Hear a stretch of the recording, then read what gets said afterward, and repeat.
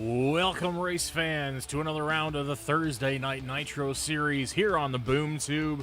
Tonight, we head to Dover, Delaware, home of the Monster Mile, the 1 mile high bank concrete oval, where drivers' wills and the strength of the steel in the cars is going to be tested to the limit tonight for 165 laps.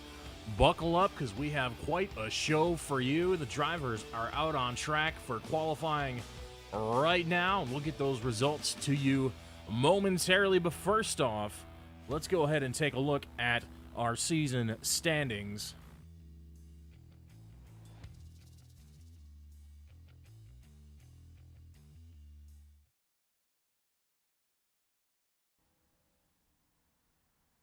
It's going to be a fantastic night here in the first state in the union. That would be Delaware, here, home of Dover Motor Speedway, and Miles the Monster, the intimidating mascot who resides just outside the turn 4 grandstands, rather, here at Dover.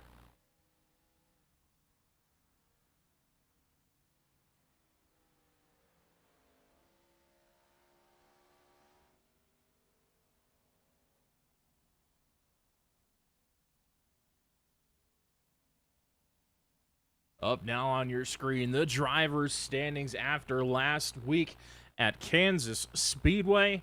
Alex Wiggins still atop points charts with 114 points. A slim margin over Devin Maines in the 5 for Longshot Motorsports. Speaking of Longshot Motorsports, look at the stack up of drivers at the top of this points chart. A long shot. 2, 3, 4 in the points standings. That's 108, 105, 102 for this team who is absolutely dominating the lead, and all of them trying to chase down Alex Wiggins in the 11. Max Bauman, the lone team Highlands Racing driver, in the top 10 in points. He resides at P5, just a couple of points shy of the 100-point mark with 96. Jake Doffing, hot off a great finish last week for Snake River Racing. He's in 6th with 83 points. Kenny Reel moves quite a ways up the charts. He's P7 with 76. Brendan Odell, Zach Miller tied for that P8 spot with 74 apiece. And Greg Birch rounds out the top 10 in points with 73. So a pretty good run in the championship so far for RPM. That's Royal Pegasus Motorsports. Most of those drivers residing inside the top 10. Dylan Schultz down in 15th. Only has started 2 races thus far, but climbing his way up the points chart already after a dominating win last week at Kansas. Played the strategy, played the tires, played the speed, just like he needed to. He's sitting in 15th, tied with Andy Alt, who's going to be the replacement driver for Team Highlands Racing, taking over that seat for Robert Eagle, who has departed the league. That is our points roundup after Kansas last week. A few changes in position. We'll look for quite a few more tonight, though, because Dover is one of the hardest racetracks on the schedule, and expect a intense race all the way around. This is going to absolutely test the drivers to the limit, and we are just now wrapping up qualifying. We'll go ahead and get that on the board for you in just a few seconds. But of note, a few things around Dover. Dover, 1 mile of concrete, very abrasive on the tires, very hard to get a grip. And these cars, these ARCA cars, tend to understeer, and it's going to be everything these drivers can do to keep these cars off the fence, especially off of Turn 2, the exit of Turn 2, and Turn 4 as well. It gets really tight on the exit of these corners. These drivers are going to be right on top of each other. Expect lots of tight racing action, probably a few cautions, and of course a lot of intensity, because it's going to be an all-out brawl here at what essentially is a larger Bristol Motor Speedway, here placed in Delaware. It's going to be a warmer race. This concrete gets hot and slick pretty easy. These cars do have quite a bit of grip, though. The drivers are going to have to watch that they don't wear those right front tires out too much. That's going to be the mark of a good driver, someone who can take care of their equipment, both the tires and the car itself. Again, making sure not to misjudge their timing, getting back on throttle, making sure they drag enough brake through the center of the corner, and making sure they don't pound that Turn 2 and Turn 4 fence. There's a reason this is called the Monster Mile. This track loves to shuck you to the outside wall on corner exit, and I guarantee it will tear up a few race cars this evening. So buckle in, stay tuned. We definitely have a show for you this evening. Let's go ahead and get our qualifying results up on the board. Leading the way, P1, Andy Alt, his first start for Team Highlands Racing in that number 4, lays down a heater with a 23.3 to put him at the top of the charts. Crank Bell, always a contender at the top. His number 14, Chevrolet, just .034 behind him. In third is going to be Dylan Schultz, followed by Kenny Reel and Aaron Mack. Barry Knapp's going to start P6 in that 42. Knapp looking for a good recovery after being out early several weeks so far in this. Only three races down on the schedule so far. Luck has not been on the side of the 42, but he's looking to turn that around this evening. Zach Miller, respectable top P7 starting position. Dalton Brewington starts P8 for Team Highlands Racing. Devin Maines, that 5 car you always got to look out for at the end of these races. He's going to start off P9. Jake Doffing in the 13 for Snake River Racing. He's going to round out the top 10 in the starting order. Dalton Buckingham, a newer driver, just got his first start last weekend. Had a very clean race. He got the 0X, that is 0 incident point bonus. That is 2 points to the driver who does not have any incidents throughout the race. Judged by iRacing, if they make a significant amount of contact with a wall or another driver, they will get what is called a 2x, or potentially, if they go off track, a 1x penalty within the simulation. And if they make it through a whole race without a single incident point, then they will receive 2 championship bonus points, which he received last week. So props to Dalton for picking that up. Of note, I believe Aaron Mack in that number 31 also received that award last week. Ryan Bailey looking to have a solid week. Also a victim of bad luck throughout the season thus far, looking to get things turned around. Their team is still doing all right in the point standings, but individual points leave something to be desired right now. Kenny Reel definitely carrying that team in his green number 88 ride. Mike Morkra down in 15th, looking to turn things around as well. Has had a rough start to the season, as well as Greg Burchett. A lot of drivers looking to pick things up.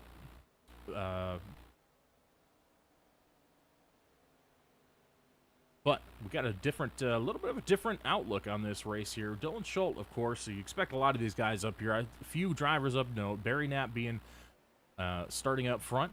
Little out of the ordinary. Dalton Brewington getting a great qualifying effort. Dalton's hasn't been seeing a whole lot at the front. Just picked up his first top 10 last week at Kansas, so definitely improving as a driver. Dalton, pretty new to iRacing overall, so we'll be looking for him to continue to improve as the season progresses, and he's taken steps toward that, qualifying inside the top 10 today. And that's a look at your qualifying results for this week. We got a couple drivers toward the rear of the field. That is going to be Max Baumann, who's showing P12, as well as Kenny Reel, both going to have to drop to the rear end of the field for pit road violations last week. That's going to be our starting order. Just a couple more seconds here, and drivers will be wrapping up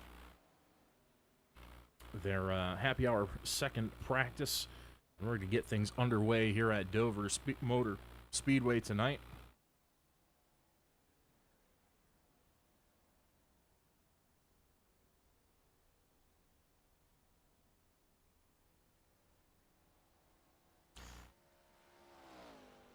Looking at you out there in the audience, if you're tuned in with us here on the BoomTube tonight, it's good to see you here once again. Glad to have you with us as always.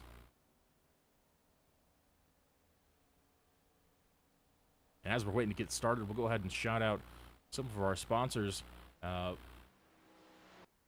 note, one of those is going to be 614 Designs, our own Zach Miller, doing paint schemes on iRacing. If you're looking for a sharp-looking vehicle on track, he will get you painted up and looking right in iRacing for your next racing adventure. Look for him on Instagram at 6.1.4_designs, or of course on Trading Paints under Zach D. Miller. Go ahead and hit him up for any livery needs you may require. Always glad to help out and make some good-looking cars out on that track. Few of which you can see out there tonight as well, in addition to watching him in the race.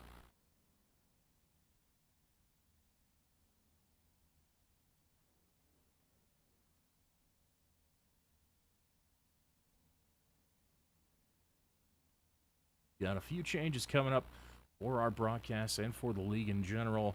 A little bit of a teaser. I'm not going to say too much. I'm just going to leave you with that. Going into next week, it's going to be good to have a couple more partners on board with us, and we'll reveal those next week. And we are very excited for these changes, and hopefully they will bring some improvements all the way around. Drivers starting to grid down on pit road.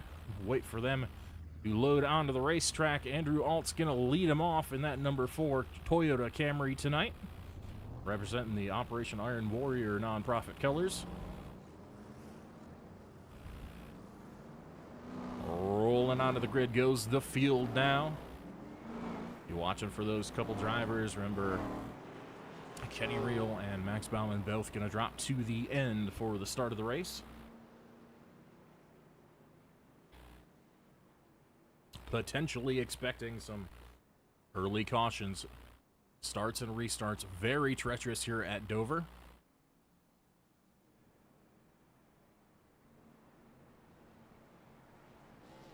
Very tight quarters all the way around this racetrack. Steep banking all the way around. You'll notice even on the straightaways, there are steep banking. If you get out of shape on this racetrack, it's going to suck you down to the inside wall. It cause a lot of damage to your race car if you are not on top of things. Pace truck pulls off. We are getting ready to go green at Dover for round 4, the Thursday Night Nitro series.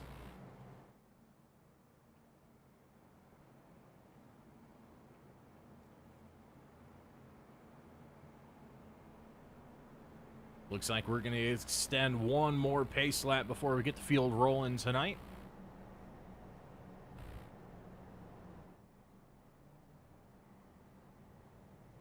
Giving all the drivers time to grid up, giving those cars that need to drop to the end time to do so and get lined up where they need to be.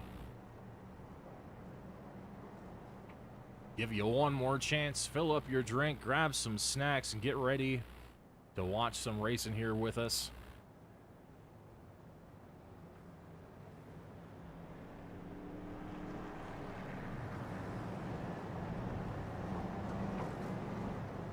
Pace truck going to pick them up again off of turn 2 and hopefully pull right back off. Looks like the lights are off on the pace truck, so we should go green this next time by. Race control confirming to us a couple of lineup issues we're trying to get resolved before we begin the race. Make things fair for all our competitors. How about Andy Alto in that number 4? First showing out on the track. He's been involved in a couple other leagues with some of these drivers, but first time out, very little practice, goes and sets that car on the pole.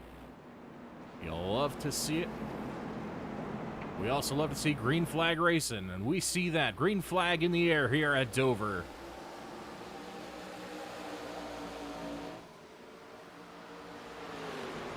Bell hanging tight on that outside lane.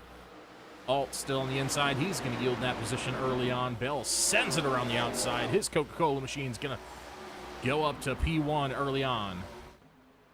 Massive send out on the inside for the 03 is Schultz. Look at Dylan Schultz go. Absolute monster move here at the Monster Mile to the inside of Crank Bell in the 14. He wants that lead early on at Dover. Already major moves happening. Field starting to get spread out already. Look behind them at a little bit of a battle here for 6th position. That's going to be Jake Doffing and Barry Knapp in the 42 on the high side. Knapp trying to hang in there. Going to let Doffing have that spot for now.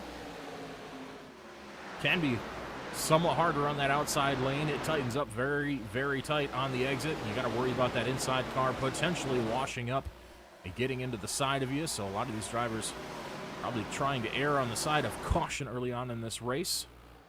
I know we don't say the C word around here because it tends to happen when we do. My apologies.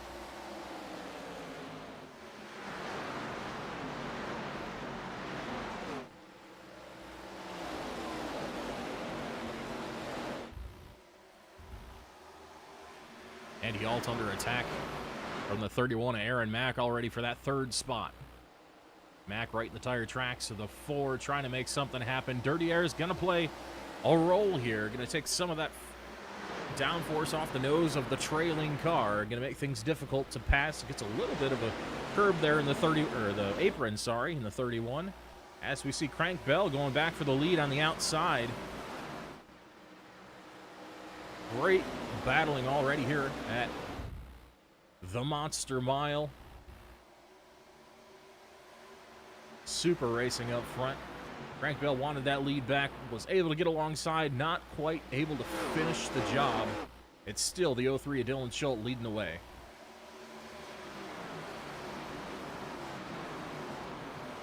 Back on the bottom side of the top 10, the 5 already on the move. He's following Zach Miller, who's trying to make moves on Brendan Odell in the 16 on the outside. Miller to the inside as they enter turn 1. Sends it down in there. Should be able to clear off a 2. And he does. Move Miller up to P8. Devin Maines in the 5. That Bully Dog Coffee Company metallic polished number 5 machine. Trying to follow him through. Still not quite clear at the 16. Odell doing everything he can to hold on the outside. Fresh tires, bottom is definitely the preferred line. Expect that groove to widen out as the run goes on. Odell already experimenting with the extreme high lane. Almost gets a scrape of the fence there.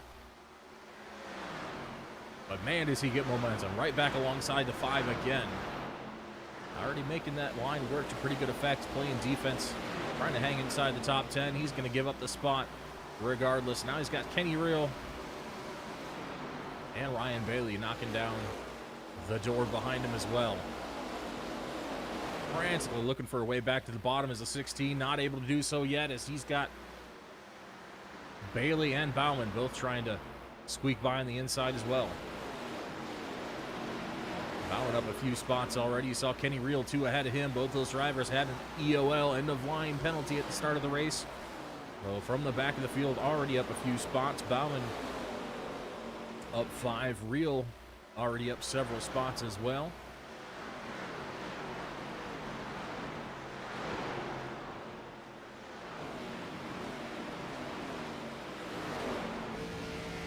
Devin Maines continues to march through the field in that number 5 Chevrolet. He's still following Zach Miller in that 38 up through the pack. He's riding P9 now, looking for P8. Miller trying to run down Barry Knapp for that 7th position. Solid pace out of all these drivers. Look at Kenny Reel coming through the field. He's already caught both of these guys after just getting by those cars that are nearly a half straightaway behind him. He's already inside the top 10. He's running P10 right now, looking for P9 from Maines. Will he be able to get it? I think he's got the pace to do it. Kenny Reel running about a 1/10.5 faster the last couple laps. Has to contend with dirty air off the back of that number 5 machine now, so things are going to get a little more difficult as he closes in on traffic. So far, has absolutely been blitzing through the field, though.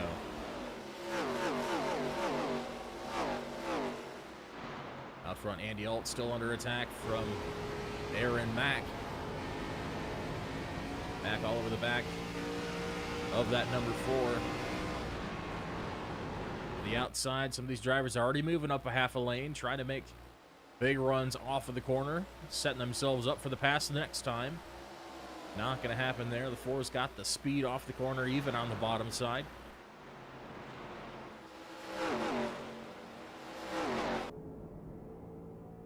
Go ahead and take a lap with your leader.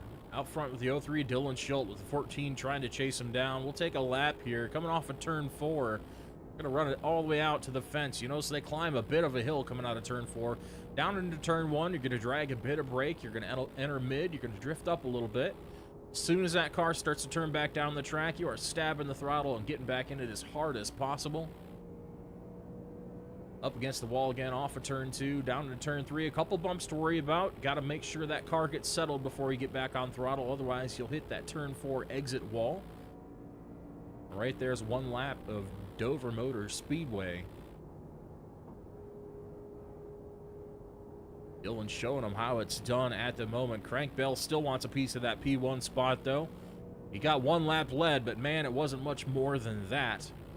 Already back in second, trying to charge back and get that first spot from last week's winner, the 03 of Dylan Schultz.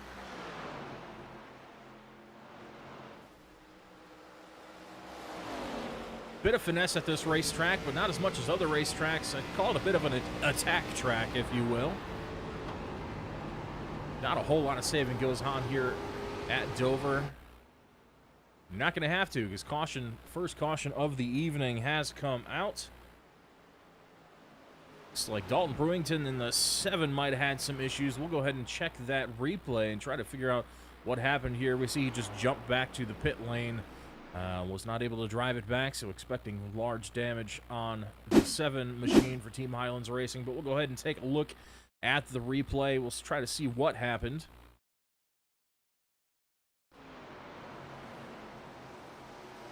Real high up in the marbles. Not sure what happened here. Maybe an equipment issue. Doesn't look like he wrecked the car.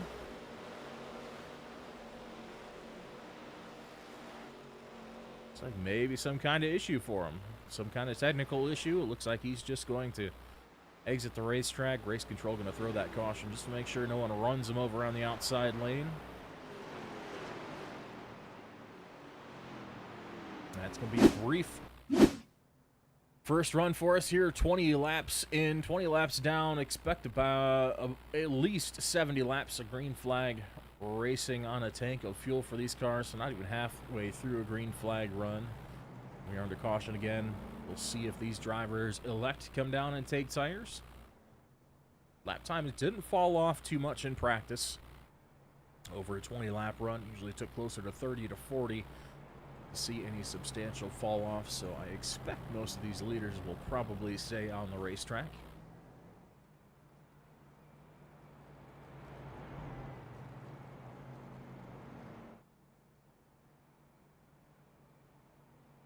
Schultz giving the pace truck a bit of a bump draft here.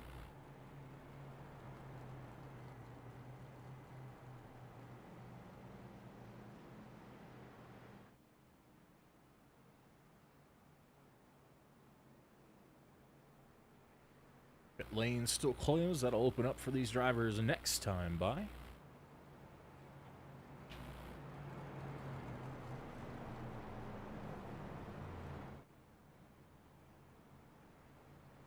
Big movers in this race, already up to P4, as Max Baumann was able to get by Kenny Reel and several others. Went from inside the top 10, well inside the top 10. Looks like nobody elected to go to pit lane. That is why it is closed again. We have gone 1 to green. This is going to be a short caution. Looks like everyone going to stay out on track. No tires, no fuel. We're going to get ready to send them racing again next time by.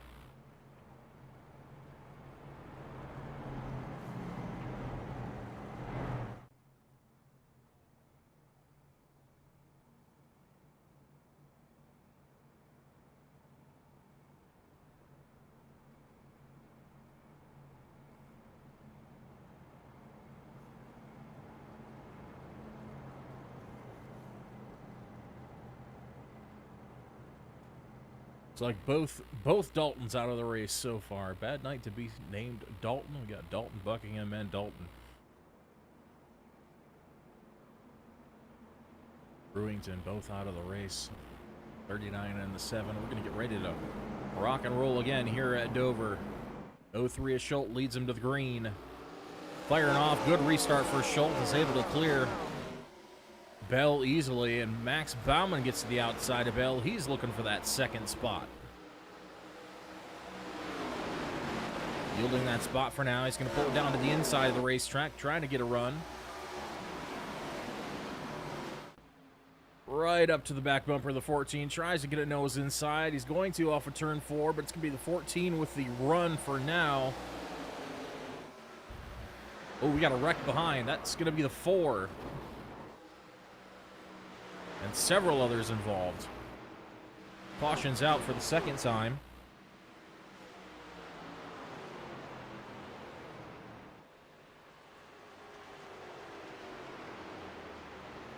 Here on lap 23. Of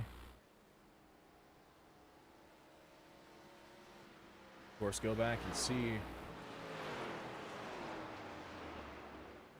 what happened back here. Looks like middle of the back straight. Just somebody ran out of space. You see a couple cars battling for position here. Keeping an eye on that number 4. We saw him get sideways once they reached the back straight.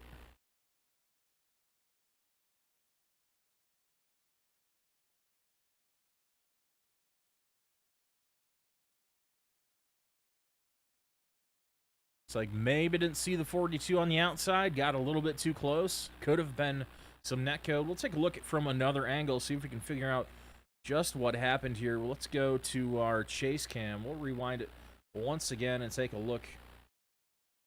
See if we can figure out what happened. Very close quarters coming off the corner here. It looks like the 4 might have drifted up the track just a hair, just too much.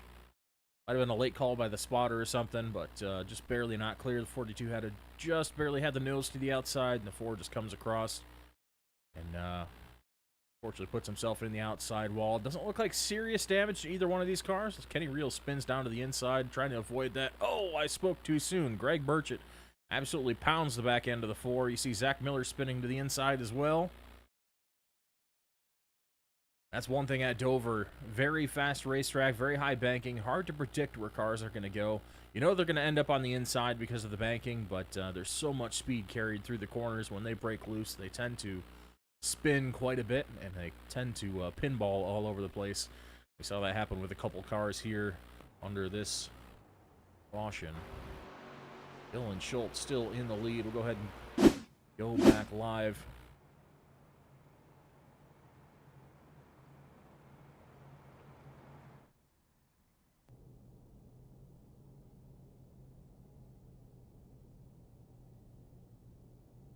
Pacing around here under second caution for lap 25 of 165 laps here at Dover. That's only 165 total miles at this 1 mile concrete high-banked oval.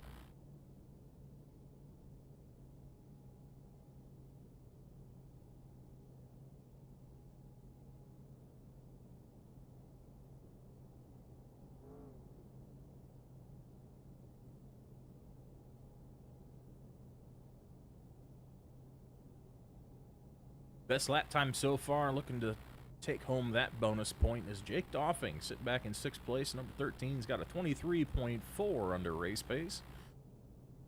Nearly a full tenth faster than the next fastest car, which looks like it's going to be the leader there, Dylan Schultz, 23.5. Jake Doffing holds it for now. We'll see if he holds it throughout the remainder of the race. Right now, he's looking at picking up that extra championship bonus point.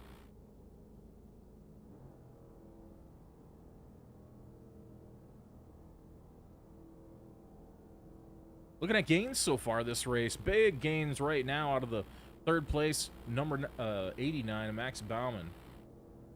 You go ahead and throw the gap back up there because we are ready to take the green flag once again. Schultz fires off on the inside. You heard a little bit of wheel spin and going to 2nd to 3rd there. He still maintains that lead, though, out by 2/10 over Crank Bell. Still able to handily clear the 14 before turn 1. Big run off of turn 2 for Bell. It's right on the bumper. The 03 is going to put a half a lane higher, trying to keep some fresh air on the nose, keep that car from getting tight and washing up the racetrack. Behind them, they're side by side. Devin Maines looking to take over P3 from the Max Baumann. He's going to do so. He gets by the 89. Now he's under fire. Middle of 3 wide, off of 2 for the 89, the 13, and the 31. The 31 backs out of that, doesn't want any part of it. Not this early in the race. Right now it's going to be Jake Doffin coming around the outside. Baumann having a bit of a hard time.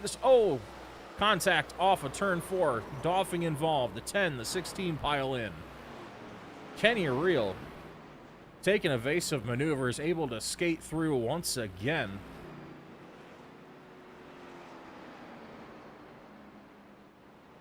"31 wise to get out when he did.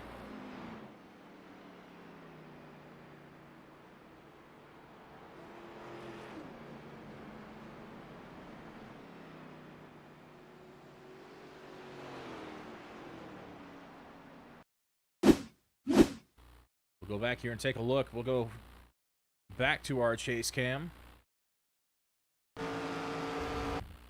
Looking at the exit of this corner, Max Baumann, take a look once again, rewinding just a little bit. Told you it gets real tight coming off the corners. The inside car likes to wash up the racetrack, especially as those right front tires wear out.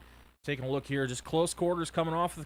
Maybe the 13 stays down a little bit more than Max thinks he would. It looks like Max left space for another car, but unfortunately the 13 and the 89 just barely come together. Just enough contact to send 13 around.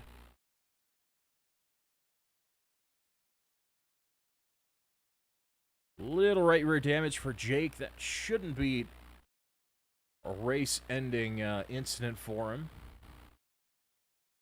Should be able to get that. Just brushes the left side as well, but that shouldn't be race-ending damage for the 13. Expect him to get that fixed under caution. Probably the bigger impact was between the 16 and Peasley in the 63. Take a look one more time back and look at their involvement after the initial contact.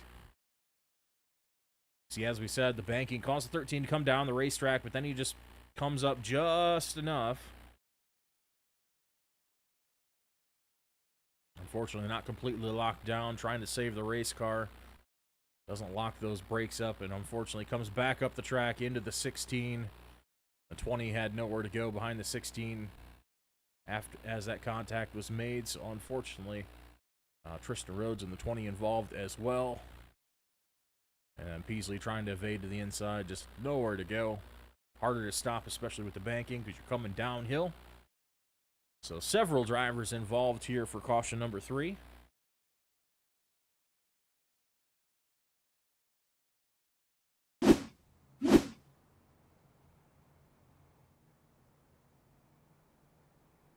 Three cautions in 30 laps here at Dover Motor Speedway. The Monster Mile has already claimed several drivers, as we knew it would. So far, it's been smooth sailing for the 03 out front. Dylan Schultz leading the way once again, showing he's got the pace to take home a second trophy if things continue as they are. But right on the heels of the 03 is that 14 on every single restart. Frank Bell gets right there, just needs to find a way around the 03. We'll continue to watch and see as this race progresses. Right now, it's Longshot Motorsports versus everyone. You got the 14-5 and the 31, all three teammates up here inside the top 5.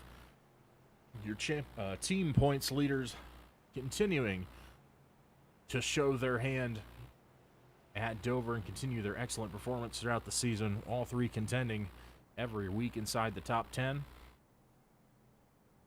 And looking to score major points here at Dover as well.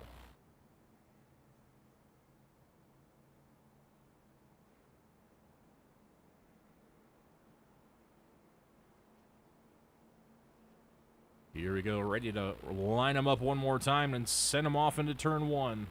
Green flag in the air. Schultz gets a good jump. The 14 gets a good restart on the outside. He's going to stay alongside Schultz this time. Schultz getting a big shot from the 5 into turn 1. Still side by side as they come off of 2. Bell to the outside, Schultz to the inside. Bell's got the advantage, but Schultz still has a nose into turns 3 and 4. The 5 hot on the heels of the 03 on the inside. Everybody's stacking up behind the side-by-side battle. They lose a lot of time at this racetrack battling side by side. Right now, Bell's holding a slight advantage at the end of the straightaway over the 03, but can't quite clear. We've seen that 03 make big mid-corner speed, especially early on in the run, and he's continuing to do so. Bell's still not able to clear as the 03 sends it deep into the corner, just enough to hang on.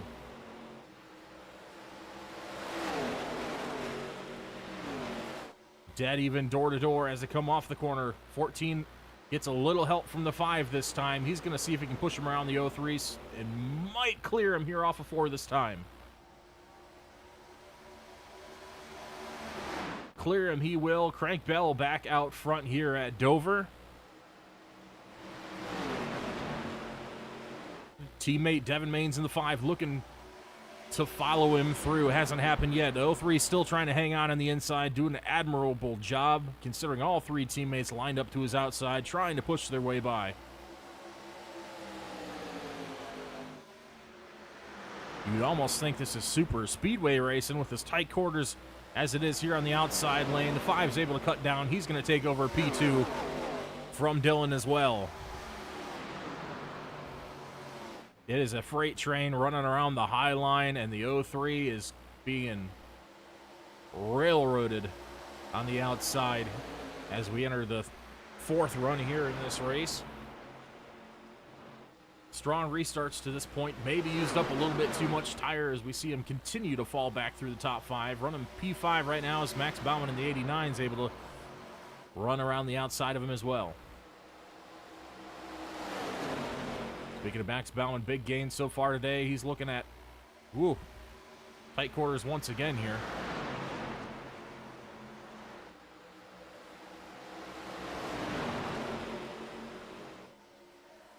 Max Bauman looking at pretty big gains from his starting position. He's up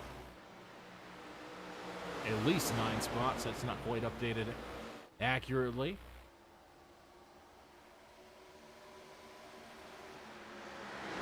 Having started last. He's up 14 spots so far in the day. Great effort here for Team Highlands racing via Max Baumann.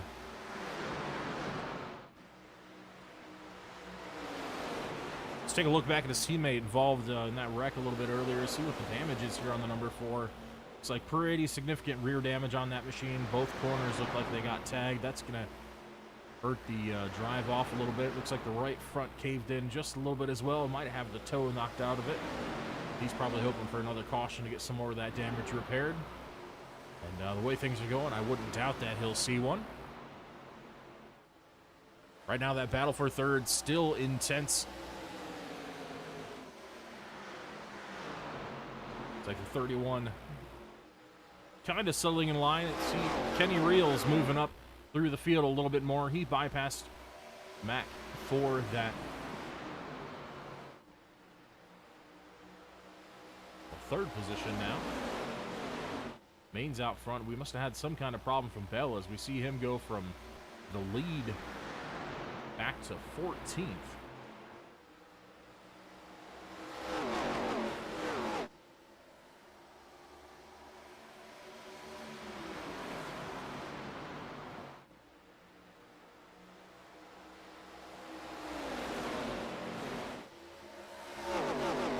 Take a look back in the replay just real quick. See if we can figure out what happened to 14 here. You know, his teammate in the 5 took over the lead from him.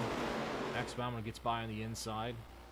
From here, it looks like he just continues to fall back through the field. Not sure if there was any contact to speak of. You definitely see his pace is compromised a bit as Real continues to go by and just starts to stack up the rest of the top 5. Losing a little bit of pace in that 14, possibly overheating that right front tire and has to back it off. See himself and the 03 both falling all the way back to the top 5. Now finding themselves in 6th and 7th position just outside that top 5. For now, still Devin Maines leading the way over Kenny Real. Real is able to overtake 89 of Baumann as well as Mac. Baumann's going to fall back quite a ways. Oh, sorry. I am looking at the wrong race car. Baumann's still P2.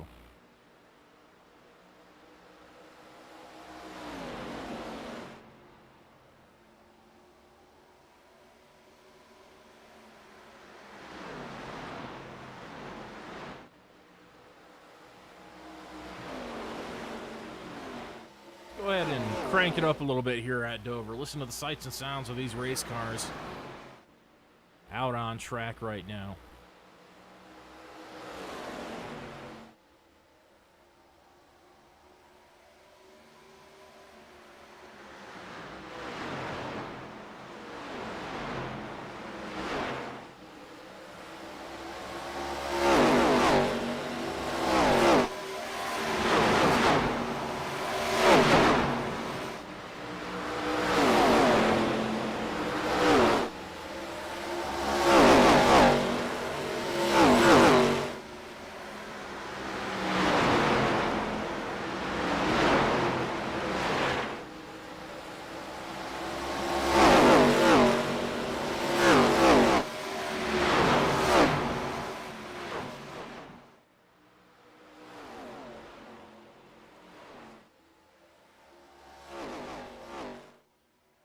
Still super racing inside the top 5 as Baumann has caught the number 5. He's going after the lead. We'll see if he can do that and also defend against the hard-charging number 88 behind him.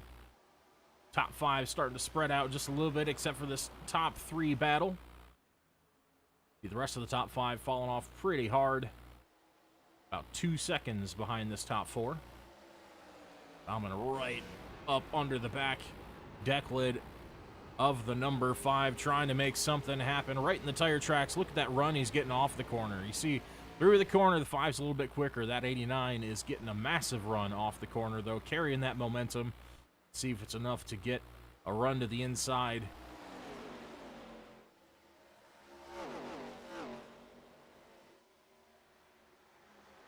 Not quite enough this time. Looking to the inside, the 5 drifts a little higher. Max is able to get a nose to the inside, but it's going to be momentum for the 5 on the outside. He's going to clear again. Now Kenny Real's going to see if he can clear him on the outside. He sees an opportunity, and he takes advantage of it. Move Kenny Real up to P2. Both of these drivers at 88 and 89 started from the rear of the field today, serving penalties from last week. Both of them inside the top three here, only 53 laps into the race. Right now it's Devin Maines, the man of the hour so far, trying to hold off these two hard-charging competitors here in the early stages at Dover.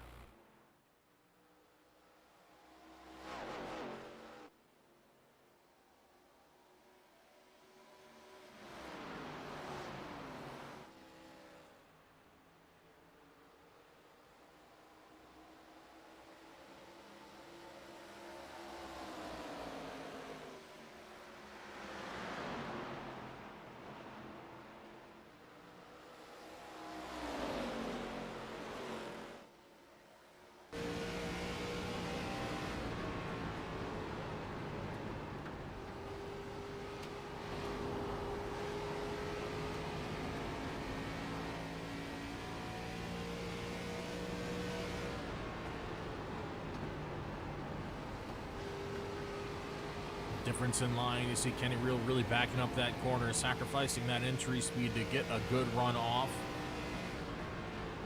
Kind of the opposite of what the 5 does. You see the 5 charges that entry pretty hard. Then you'll see the 88 pick up on it as they come off at the exit of turn 4.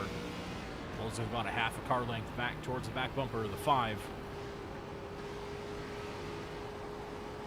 It's a high stakes, high speed game, a cat and mouse. Trying not to get smashed by the monster at the same time.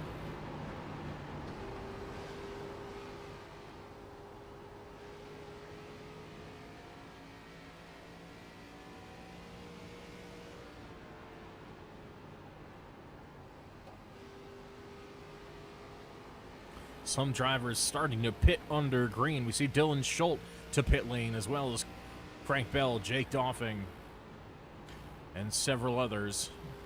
All hitting pit road for service.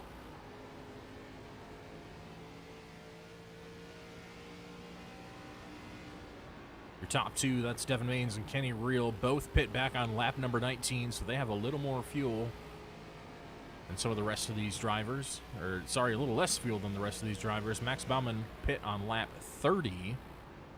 We expect him to be able to go a little bit deeper in the run than the other 2 in front of him.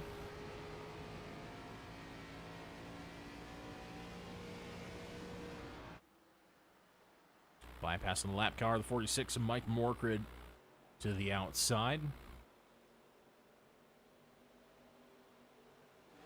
Still tight quarters for the top 2, the 88. Kenny Real looking for any kind of slip up from the 5 to take advantage of. We saw the 89 try to go to the inside. He left the door open. He bypassed him easily. If the 5 makes a mistake, you better believe Real will be all over it. Have not seen many mistakes out of either one of these drivers so far this race.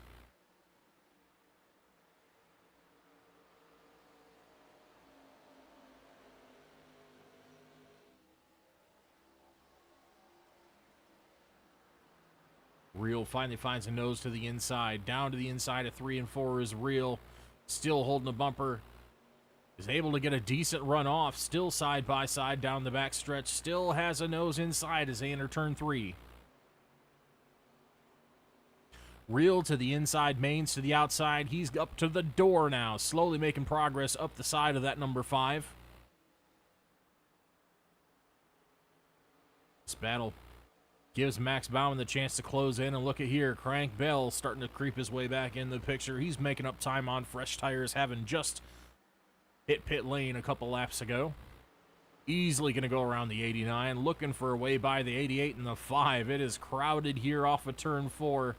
The 14 and the 03, both on fresh tires. Trying to get one of their laps back and make up as much time as they can before the rest of the leaders pit.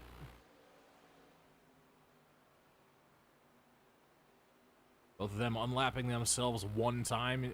Green flag pit stops here at Dover generally puts you down 2 laps from the leader before everybody cycles through. Obviously, really hoping if you do an undercut like that for there not to be a caution, because if you get 2 laps down and a caution comes out, you will be trapped. At least 1 lap down. You'll get a wave around to recover 1 of those laps if you don't elect to pit, and everyone else does, but you'll still end up 1 lap down if you're unable to unlap yourself before a caution comes out. Both of those drivers escaping that fate, however, being able to claw back 1 of their laps from the 5 of Devin Maines, who falls back quite a ways. Go back and look at that pass for the lead.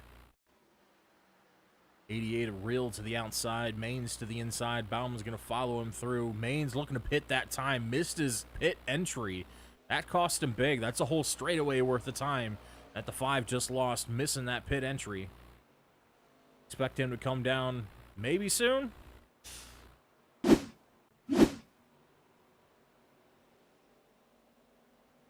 Has yet to pit. Looked like he's trying to hit pit entry that time, just didn't end up making it happen, and might just try to stretch it at this point. Switching up strategies off the cuff. Probably figures he lost enough track position there that he's going to have to do something drastic to put himself back in contention at this point. Right now, still the 88 out and 89 out front. 1/4 of a second gap back to second place, Max Bauman currently.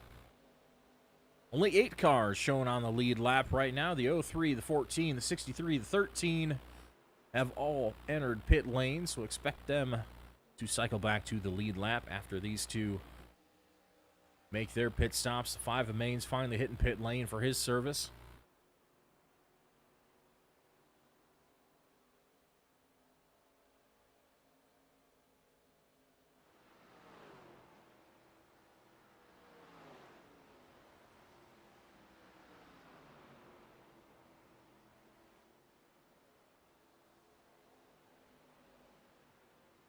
Bauman closing the gap now, just 1/10 back, 1/10.5 now, 2 car lengths off the bumper of the 88. Max starting to do the same strategy we saw at a reel as he was trying to chase down the 5. Backing up the entry of that corner a little bit. Not this time. He's going to charge it all the way to the bumper of the 88.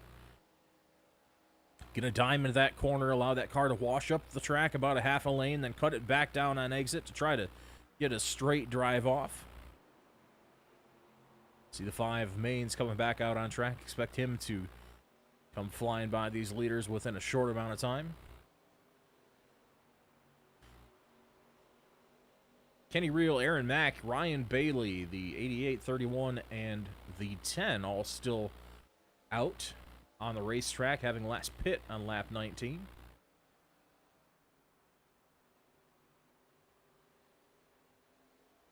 '89 of Bauman should be able to go a few laps longer than the 88, so just biding his time. Doesn't need to press the issue. We'll get to lead a couple laps here once the 88 pulls off for service. See already that 5 coming into the picture on those fresh tires. We'll see what the lap time comparisons are between your current leader and the 5. Last time by for real was a 24.8. Last time by for the 5 was a 23.6, so 1.2 seconds of pace per lap is the difference on tires over the course of the green flag run.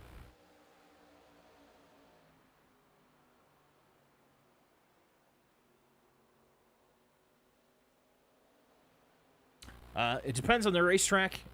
Andy, this tends to be a more of an abrasive track and harder on the right front. It's a difference in setups as well. Last week's setup at Kansas was a little more neutral, so we weren't really putting a significant amount of wear on one tire rather than the other, whereas this setup is a little more understeer, so you will wear that right front faster than most of the other tires depending on how you're driving the car and which line you happen to be using. But this racetrack pretty abrasive in general. in the way you have to attack the corners. There's not great ways to save here. So you see all these drivers pushing pretty hard for the majority of the race.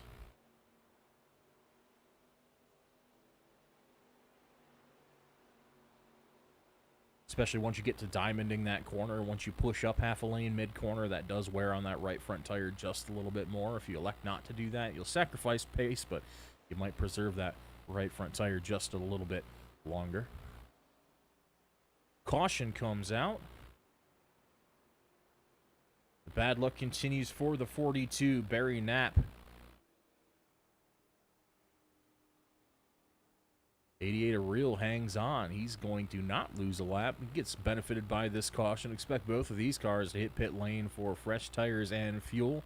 They're not going to have to contend with that lap down condition whatsoever. Expect the 03, the 14, and the 5 to take the wave around, as well as Peasley and Alt and the 63 and the 4.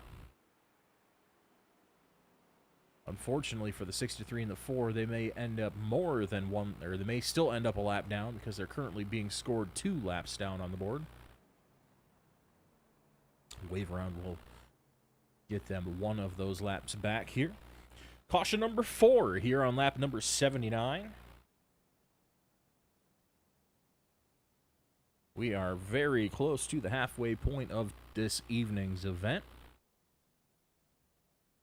Both of these cars going to come down pit lane.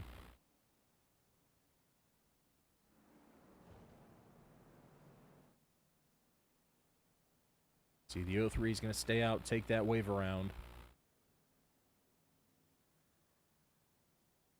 4, the 5, cars mentioned before, going to try to get at least one of their laps back. Expect them to cycle around toward the lead.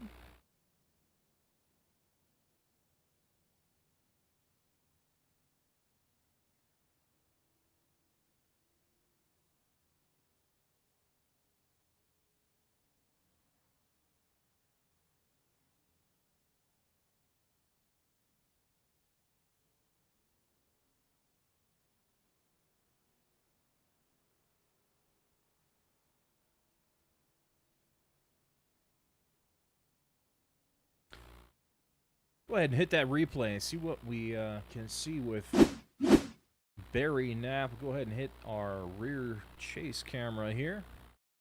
See right in between Jake Dolphing and Frank Bell here coming into turn 1, it looks like. Down into the corner, everything looks good here. 13 sticks a nose to the inside. 42 doesn't know. 13 washes up just a little bit. You see that dirty air causes that 13 to wash up. Gets into the left rear of the 42. Unfortunately, double taps him there. Gives him the second tap, which forces him to the outside. Might have been okay after the first incident, just spinning out to the left. But unfortunately, you see right here, after the first contact, he hits him in the front as well and spins the car back around the other way. It just results in him going head first into the fence. Massive damage to that 42 Chevrolet. Another very unfortunate day for the 42. Had been improving. Running, I believe, about P10 at the time of the incident.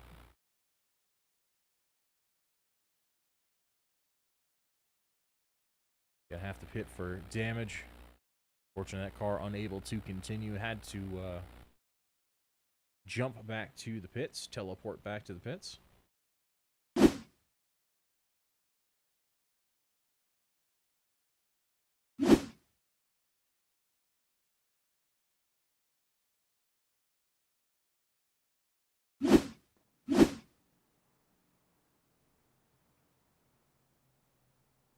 Kenny Real and Max Bauman still going to maintain that front row due to everybody else being a lap. Everyone else who was in the top 5 being a lap down, having pit just before the caution.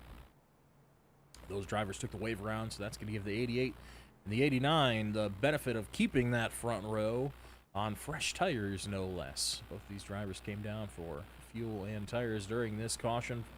They're going to have about a 10-lap tire advantage over the competitors behind them.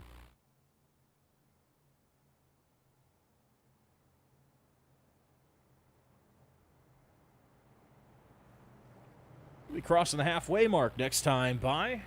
Looking at lap 82 right now. Going to be looking to see lap 83 of 165 here at the Monster Mile. For Kenny Reel and Max Baumann, the two drivers who started the day from the rear, after serving their penalties, find themselves on the front row here halfway through the event. Looking to continue that success. Hang on to that lead throughout the rest of the race. Great recovery so far for the 10 of Bailey. You see, he was involved in an incident with the 4 earlier on, just had nowhere to go, and finds himself inside the top 5 now. Looking to be a pretty solid day for that team overall.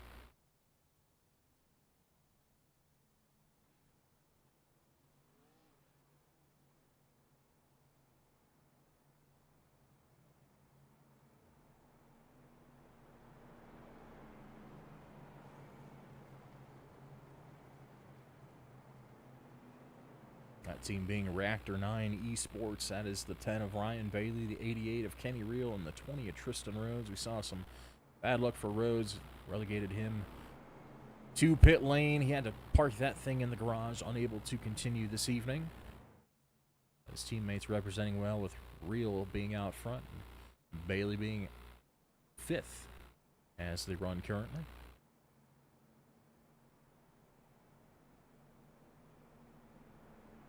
Take a look at those best lap times. Dolphing in the 13, still hanging on to that best time with the 23.4. We got fresh tires on this front row, though. We'll see if they can improve on that lap this restart. If anyone could do it, I think it's that 88 car right there. Both these drivers really, really fast on the restarts. Base truck pulls off. We're getting ready to fire them off once again at Dover. Green flag in the air. Slow start behind. Reel's able to clear Baumann on the inside, though. He's going to drift up and defend.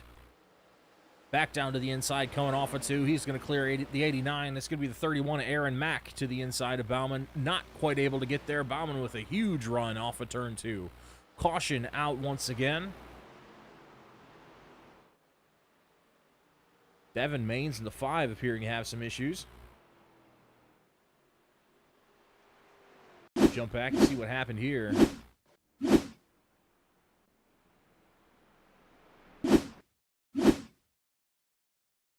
An eye on the 5 is the car of note right now.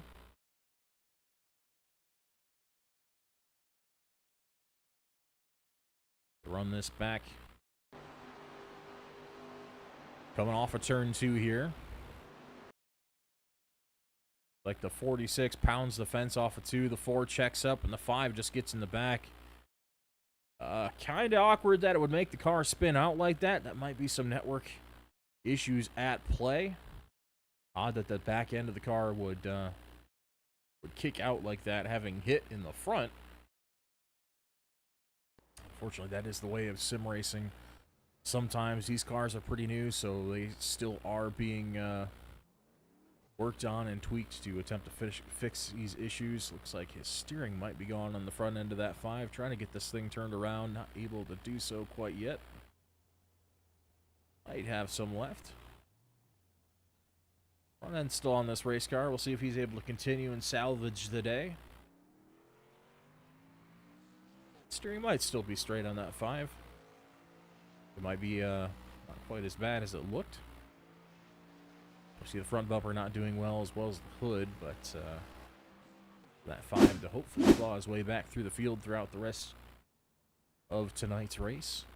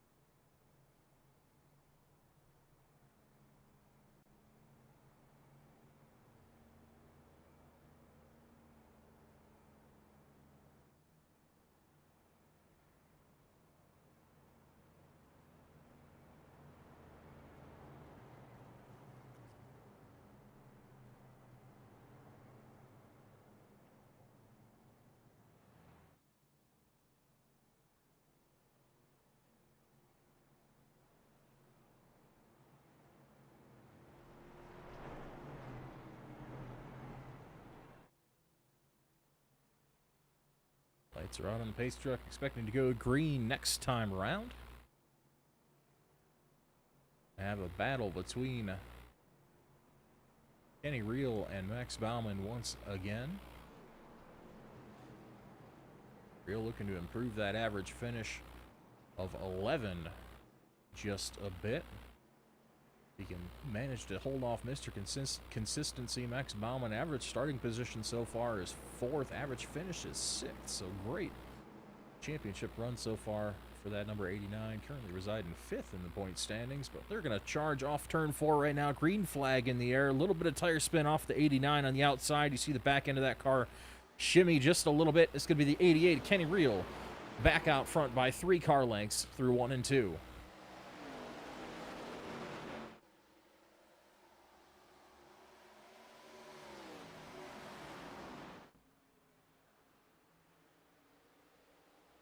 Still clear by quite a bit, and pulling that lead even further out is the 88. We're going to take a look back a little farther. Just hold that thought for a minute.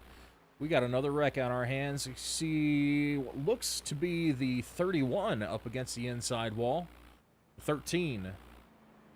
Jake Dolphin also missing the front end of his car. Let's go ahead and take a look at the replay. Try to sort out what happened on this restart.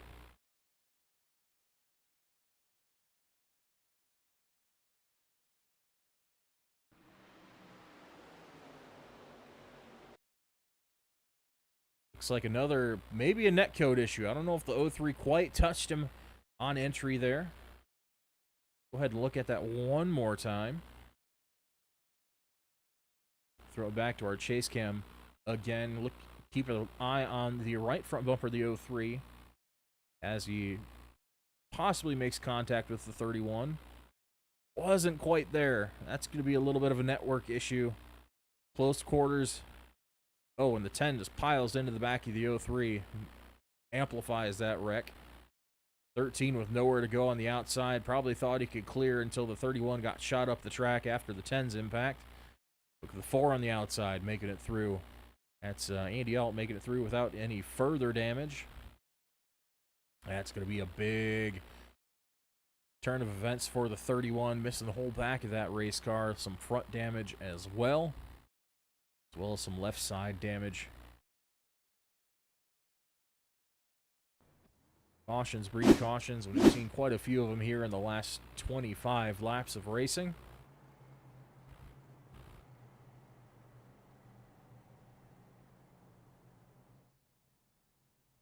Network issues definitely not helping the situation. As we've seen 2 wrecks so far involving network conditions that were kind of out of the driver's control.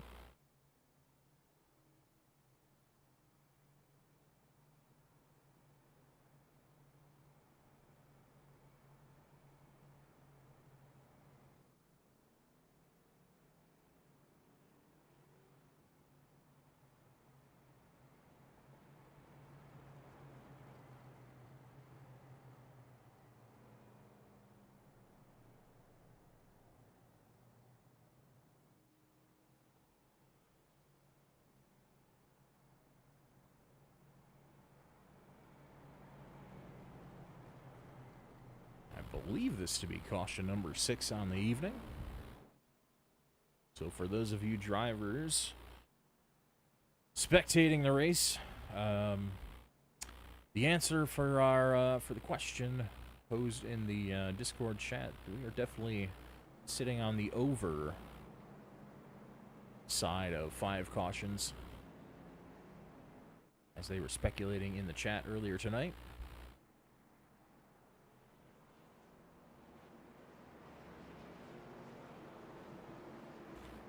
Getting ready to roll once again. Bell leads him to the green, or sorry, Reel leads him to the green flag on the inside. Great launch again for that 88.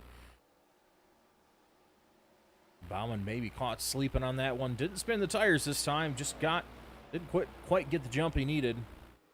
It's going to be Reel by 4 car lengths through 1 and 2. The battle now between Dylan Schultz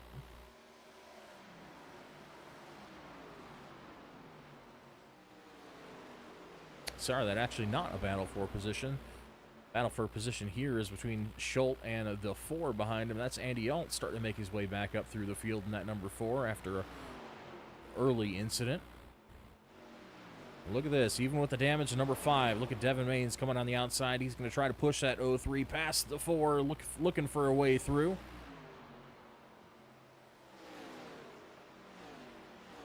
Down the track behind the 4, trying to follow him through, move him up to P5.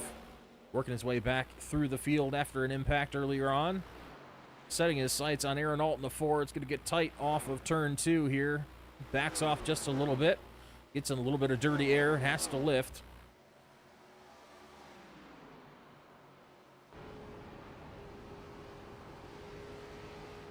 Ryan Bailey breathing down the neck of that number 5 as well. You see the 10 all over the back bumper of Maines. On jumping back to the 10. He's having a solid day. You see a couple involved in a couple wrecks, but still looking pretty clean compared to some of his competitors out there. No real damage on his Toyota Camry just yet.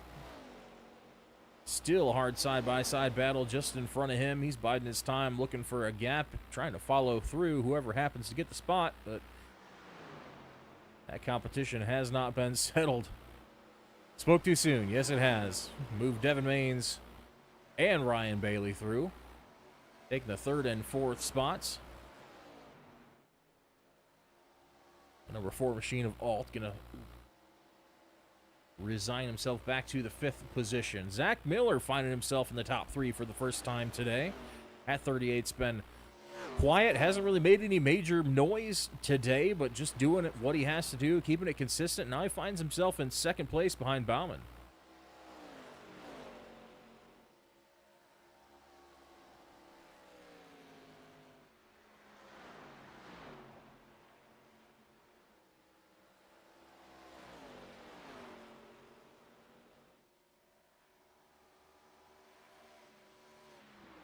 Bauman, the leader, currently out front by nearly a full second. Sitting about on 0.9 seconds in front of the 38. And continuing to extend that gap. Keep in mind, his tires a little bit fresher than some of the rest of the field. Devin Maines and Ryan Bailey both on fresh tires, but at a disadvantage, having to make their way through traffic on that restart. Weren't able to get a clean launch out front in fresh air like the 89 was.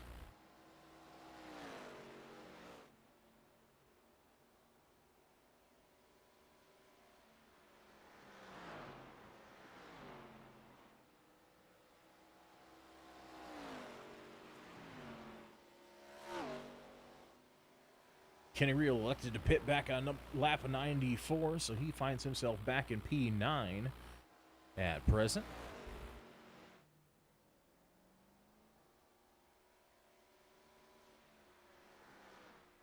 Actually, Kenny Reel retired from the race, it would seem. So that's going to give the lead to the 89 of Max Bauman. Things continue as they are, which it very well might. Our only threat for a repeat winner so far is the 5 car.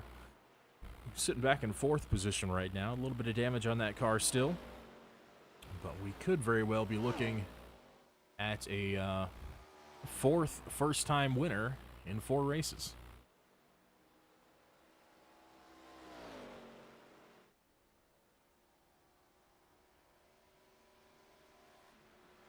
Kenny's saying too much damage, so just had an incident on the 88 there that escaped our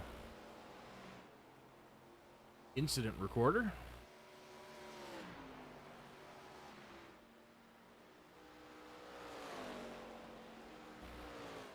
Now, it looks like we have a patching event, so this should take us somewhere near it. Let's go ahead and look at this replay. Ooh. Right front just gave up on that 88 and absolutely knocked down the turn 2 wall. From the lead, you hate to see that for the 88 after such a solid day. And out front for us at least 25 laps at this point.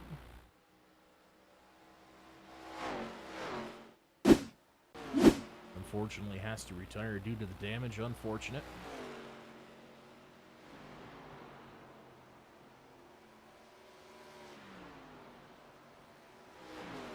had the raw lap time pace, but definitely had the ability to cut through the field, I think, better than anyone has so far today, with the exception of maybe the 5 car.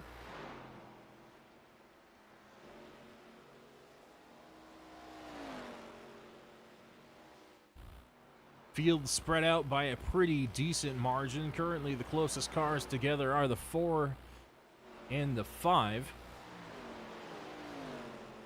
4 car sitting about 2.5 behind the 5 of Maine's.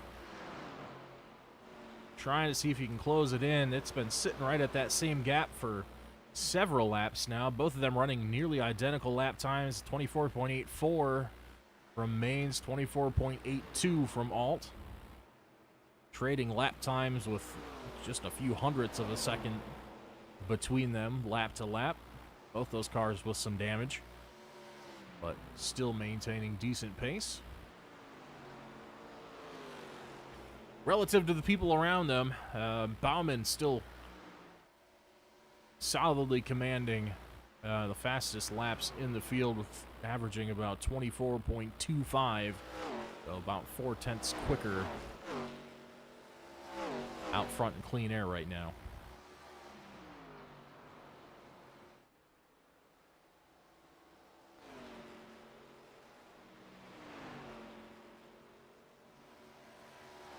There's your gap between first and second, just about a straightaway. Straightaway's not very long here at the Monster Mile.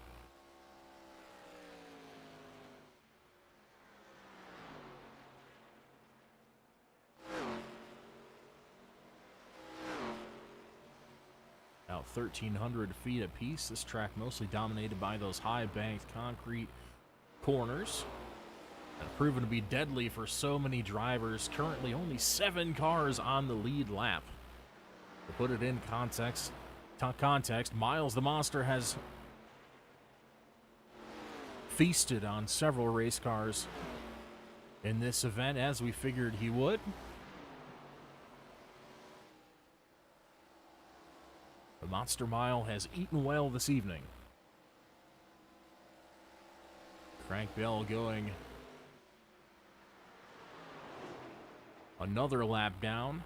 Sorry, 1 lap down.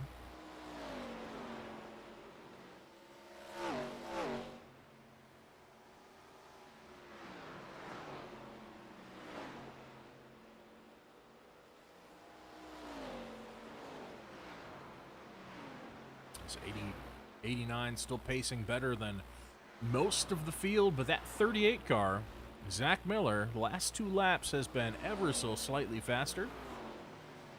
About a 1/2 tenth the last 2 laps. You still see that gap back there just coming into frame, still just about a straightaway behind Bauman in the 89.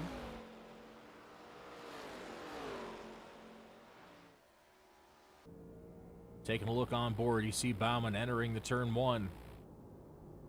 Miller just now entering turn 1 through the middle of 1 and 2 and on exit. It's going to also bypass the 14 of Bell, put him a lap down.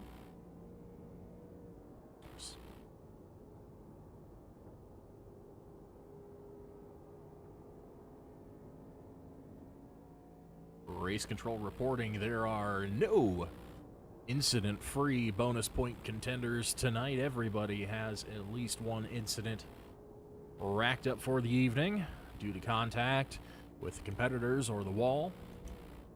So none of those drivers going to pick up those 2 bonus points this week.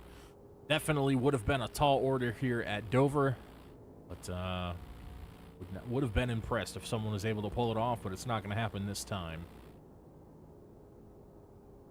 Next week, it might be a little more likely. Next week, we're at a really big track. We're at the Tricky Triangle next Thursday night of Pocono Raceway.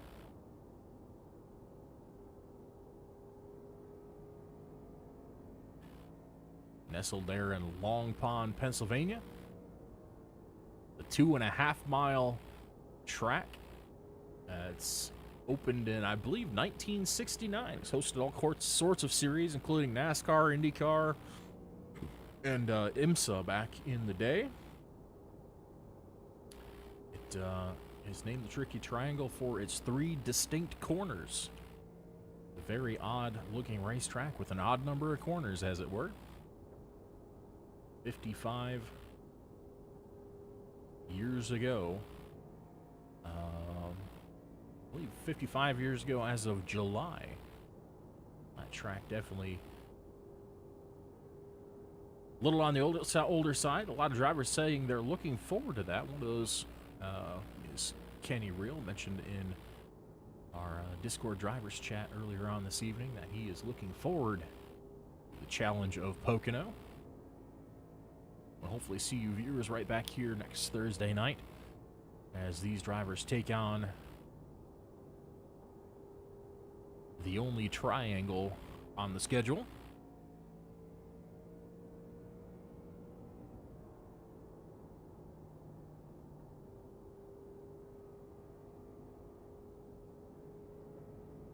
As Miller continues to try to run down your leader, Max Baumann, we'll go ahead and run down our team championship standings.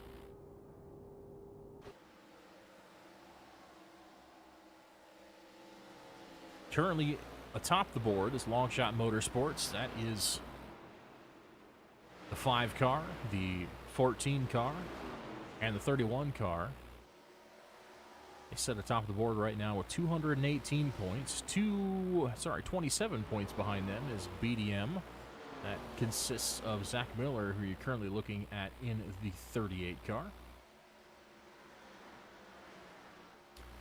as well as Alex Wiggins. Wiggins has been a force to reckon with throughout the season thus far. Unfortunately, not here with us this evening. Was not able to make it. So tonight will be a bit of a hit in points for BDM, but expect them to be competitive once Alex is back. Snake River Racing. That is a 4-car team featuring Jake Doffing in the 13, Dan Jensen in the 29, who's not able to be here tonight. Cody Schultz also not here tonight in the 30. And Dylan Schultz, who's had a lot of success the last couple weeks. Looks like he's running P6 presently. Doffing, of course, was having a decent evening there until that last wreck ripped off the front of that race car and rendered that car unable to continue. But Snake River Racing sitting 35 points behind the lead. Team Highlands Racing 44 points back. Max Baumann in the 89, your leader among that group, as well as Andy Alton 5th, and Dalton Brewington in the 7 car. RPM, that's Royal Pegasus Motorsports, sits P5 in the team standing, 62 points back from the lead. That, of course, all those metallic purple cars you see out on track every week. Unfortunately, not having the best of luck this week, as we see Brendan Odell, currently the highest running car in that group. He's back showing P12 right now, 38 laps down from the leader. And Greg Birch is showing back in P16. Alan Blue was unable to make the race this evening. Hopefully we see you back next week as we see the 16. Commentator's curse strikes yet again. He gets a piece of the wall on exit.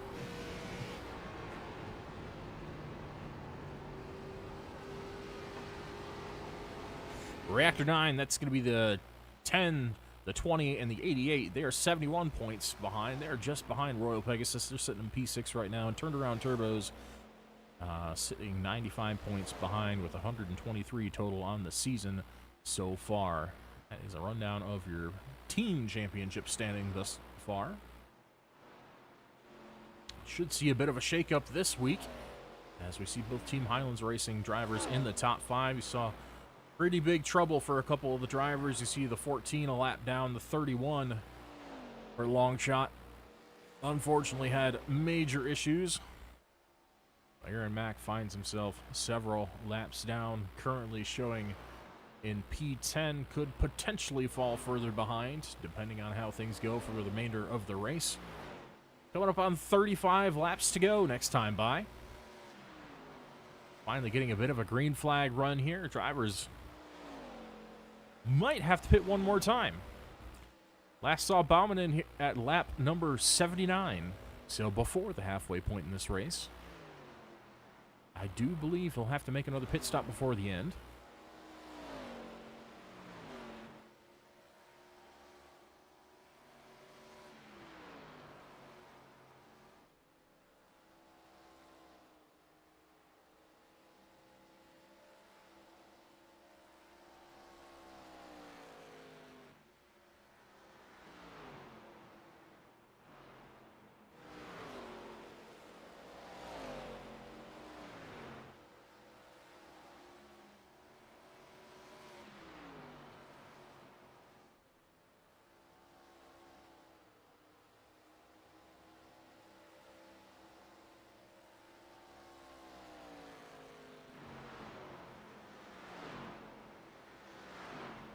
If he can make it, we'll see what the strategy is like here.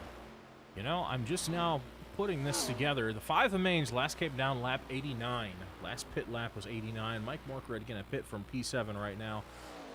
Crank Bell's currently at 11 laps down. He's fallen back quite a few more.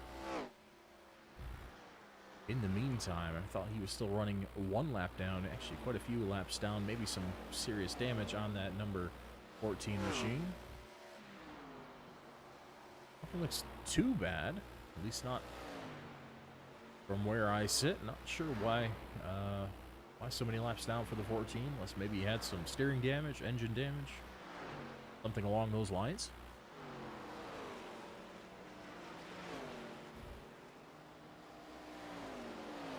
Dylan Schultz currently 1 lap down. Last came down lap 85. Might be able to stretch the fuel. I think the 2 leaders are going to be cutting it close. Lap 79 was the last time they came down. It's Max Bauman and Zach Miller. Of course, quite a few cautions in that time. Not using nearly as much fuel under caution. Both these drivers probably trying to save aggressively under all those caution flag laps.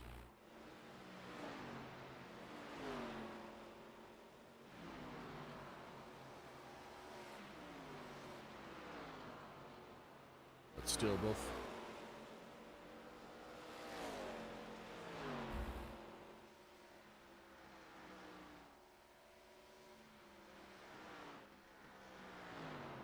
driver is going to have to stretch that fuel to make 86 green flag laps.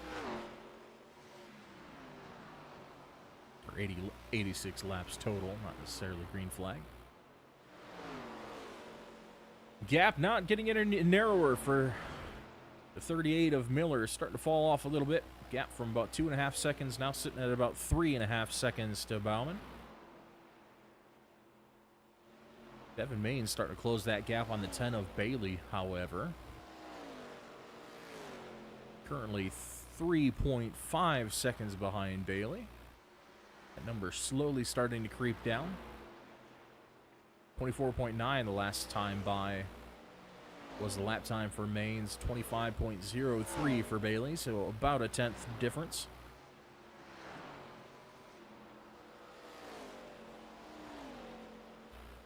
From 3.5 now down to 3.4, so just about a 10th a lap faster for the number 5. Might be able to pick up one more spot, maybe get a P3 before the end. Running out of laps, though, as we're coming to 25 to go this time.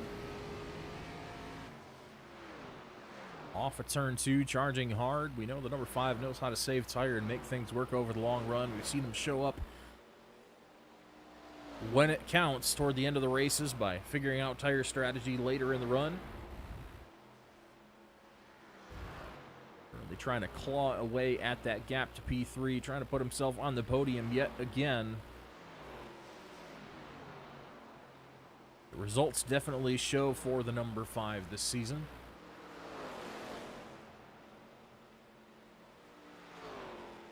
May not have the best starting position. Average start is 13th, so about halfway through the field. But average finish on the season is 2nd Does not get much better than that, and cannot get much better than that.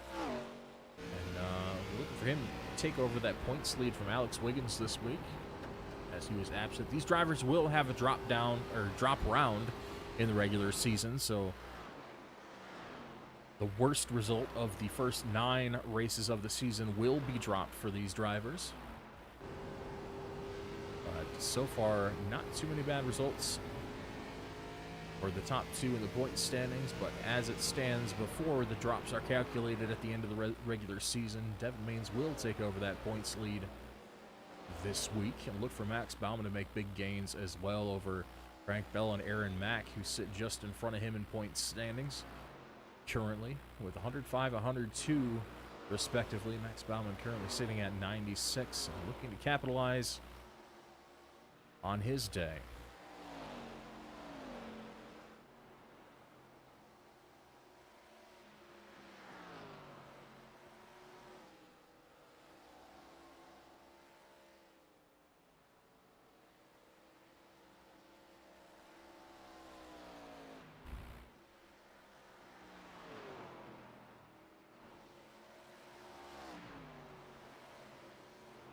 Ryan Bailey still solidly in 3rd place right now, but that gap right there to the 5 is closing. Now down to 1.8 seconds from 3.5.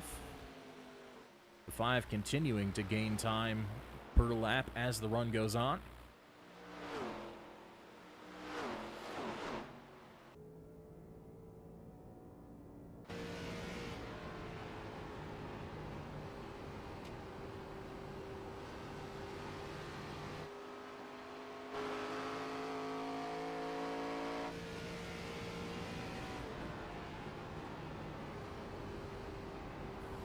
The gap now 1.2, that number falling quicker and quicker with every lap. Your Maines having to play with that throttle coming off the corner. Stabbing at it a few times as the car starts to tighten up. That right front tire is starting to get punished just a little bit on this long green flag run. Still sticking to the low line. We've seen other drivers start to move up the racetrack, but 5 of Maine still sticking to the low line, making up quite a bit of time doing so. The gap now just 1 second.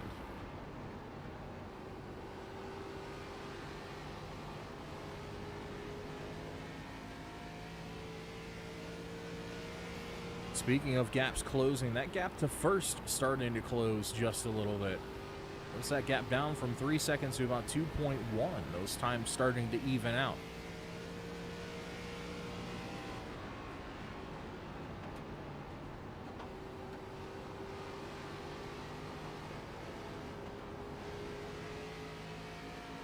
Take a look one more time at the best times of the day. Looks like Kenny Reel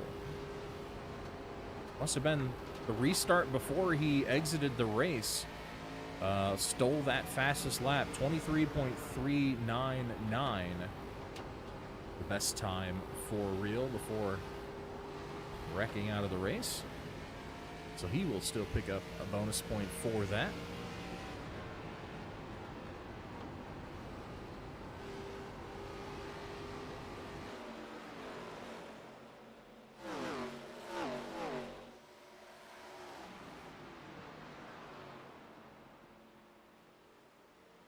Battle right here between Bailey and Maines. This is battle for 3rd. The gap just now 0.6 seconds with 15 laps to go. Getting there will be one thing. Making the pass will be another entirely. Same pit lap for both of these cars. So both of these drivers on the same set of General tires. Big gains right there. Closes up right to the 10. From half a second down to nothing. Had big lift out of the 10. Maines gets to the inside.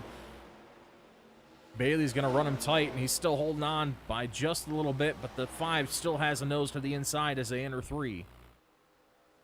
To the door now. Gains a little bit in mid-corner. Can he get the run off? He does. The 10 has to lift. Right front tire gone on the 10. Has to lift to make the exit. And sailing around into P3 goes Devin Maines.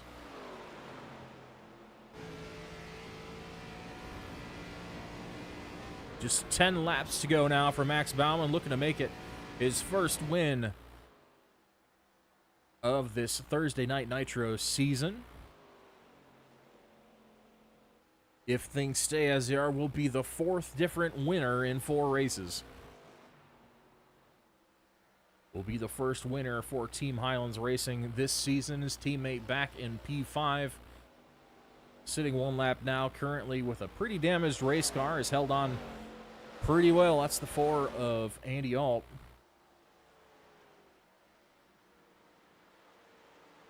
Who was your pole sitter for this evening. Still coming home with a solid finish, surviving the mayhem and all the antics, incidents, and otherwise at the Monster Mile tonight. Gap now 3.2. Baumann starting to stretch that gap once again.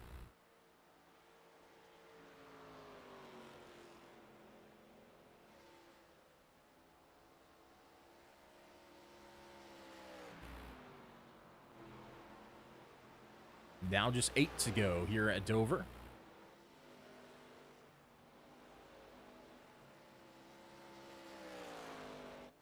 Actually have a battle here. 2 cars, 11 laps down. A battle between Peasley and Bell. Both drivers find themselves on the same lap. This is for position.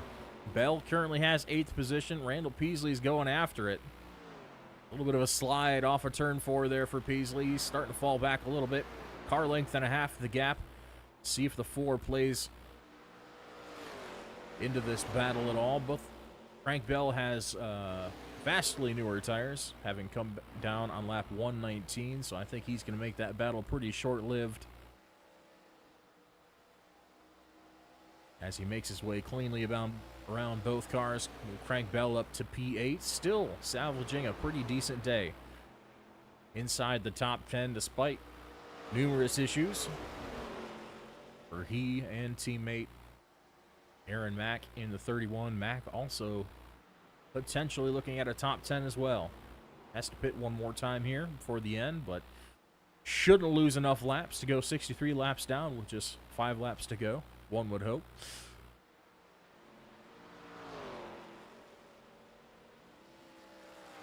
Untouchable so far this last green flag run has been the 89.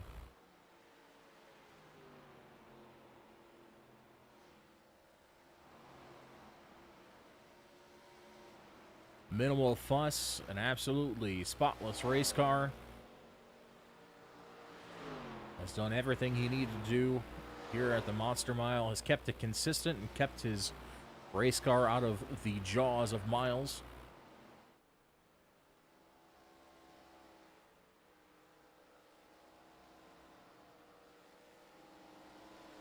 In more trouble for Bailey there in the 10, struggling off of turn 4. The right front has absolutely given up the ghost on the 10 as he goes a lap down to Baumann. Baumann somehow found a way to preserve that right front. He's still on very good pace compared to the rest of the field, running 25, right around a 25 flat, compared to mid-25s to 26s for most of the rest of the field.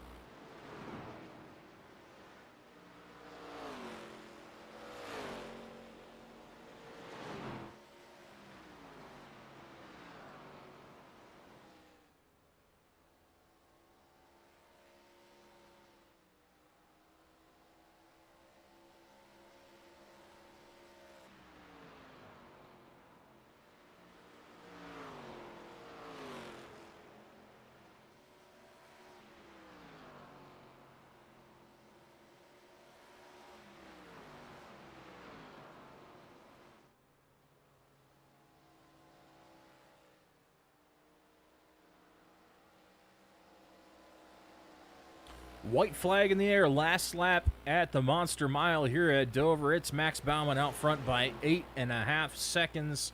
Gonna be no fuss here at the end for the 89 as he makes his way around the lap car, the 46.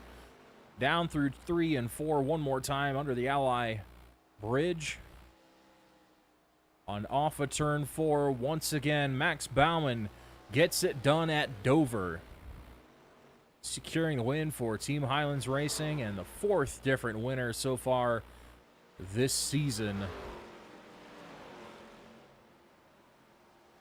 Through adversity and plenty of yellow flags and wrecks all around, 89 brings it home on top of the board, followed by Zach Miller in second. Devin Maines hangs on for P3. Andy Alt gets the spot from Ryan Bailey for P4 at the end. Ryan Bailey rounds out the top five. Dylan Schultz in the 03. P6, Mike Morkrid, P7, a solid showing out of the 46 this week. Frank Bell, P8. Randall Peasley, P9. And Aaron Mack rounds out your top 10 as he finishes the race in pit lane. Plenty of new faces inside the top 10, having survived a treacherous race at the Monster Mile tonight. There is your top three, the 89, the 38, and the 5.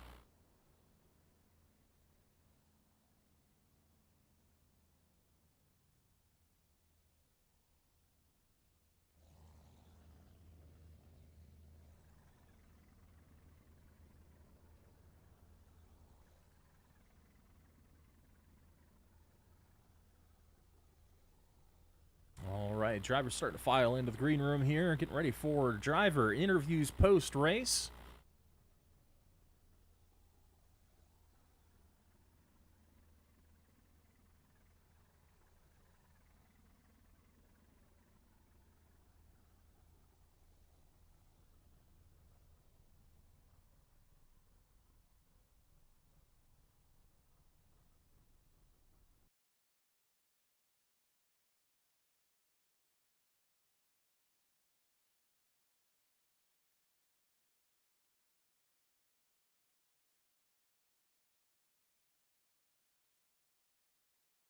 All right, we'll go ahead and bring our third place finisher in. We'll do this in a reverse. So we'll go ahead and bring Devin in here, driver of the number 5 Bully Dog Coffee Company Chevrolet.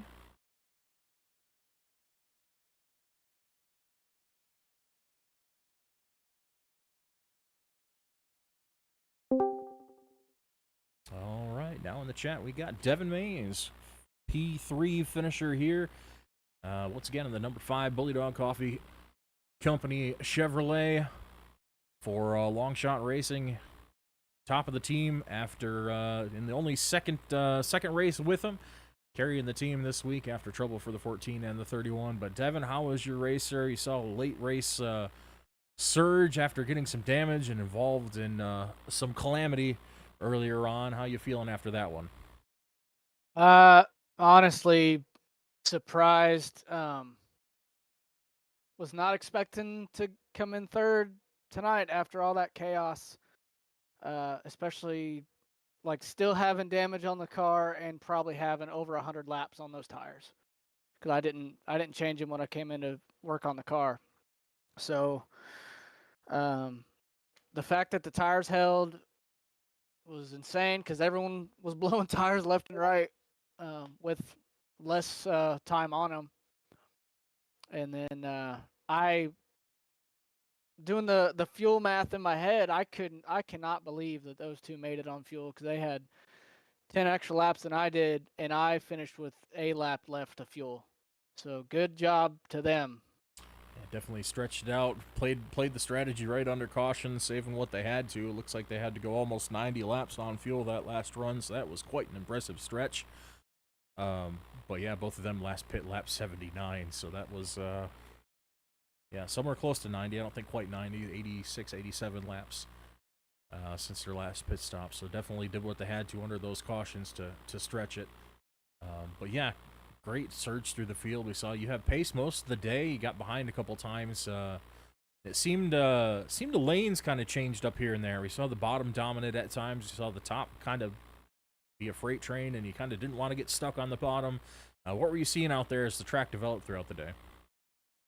A little bit of the same thing. The top seemed almost unviable unless you wanted to kind of diamond the corner.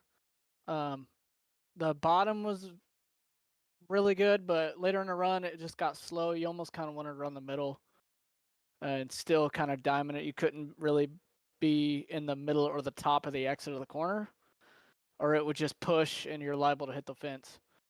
So yeah, that's kind of what I saw. Yeah, it looks like some of that same right front saving technique possibly that you showed out at Iowa seems to have helped you here, because we saw you maintain quite a bit of pace on these guys. You're lapping just as fast, if not slightly faster, than the leader at the end. Of course, you were 18 seconds back. Can't quite make that up without a caution, but it would have been interesting had we got one, I think, being that you had 10 laps fresher tires as well. So, yeah, I was and I still had tires sitting on pit road, so I was praying for a caution or for those two to pit, because I thought that maybe I could somehow squeak a win out just from that fuel strategy, but they were able to save enough fuel. I'm shocked, but they did a great job, kept the tires on it. Max deserved that win. He did good. I kind of screwed myself on my strategy a little bit. It got me in the back, and then I got caught up in a couple wrecks. Now we saw earlier. Sorry to cut you off. We saw earlier on, it looked like you might have missed pit road somewhere around mid-race. Absolutely. What was going on there? 100% missed pit road. I saw Crank and I think Dylan pit, and that kind of messed my brain up, and I didn't have the math right in my head as far as fuel and laps.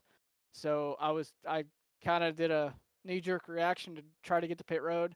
Completely missed pit road again, and then was like, we're just gonna run this a little bit, and then I noticed that my right front was really bad, so I thought I'd go ahead and duck in, and was able to get a lap back, and then got a wave around, and then that's when I got caught up in the chaos. So an unfortunate set of circumstances for sure, but man, he still brought it home top 3. So I mean, there's a lot to be said for that. Kind of thinking on the fly, even I'd say you're probably able to recover from little mistakes like that better than most. As we've seen you come back time and time again from little problems like that, and still find yourself in contention. You were one caution away from being right there and having a shot at the win. So despite all that, I mean, you still put yourself exactly where you needed to be at the end. So major props for making that happen tonight. And I'll give you the floor for a minute. Go ahead and shout out who you'd like to, and we'll wrap it up.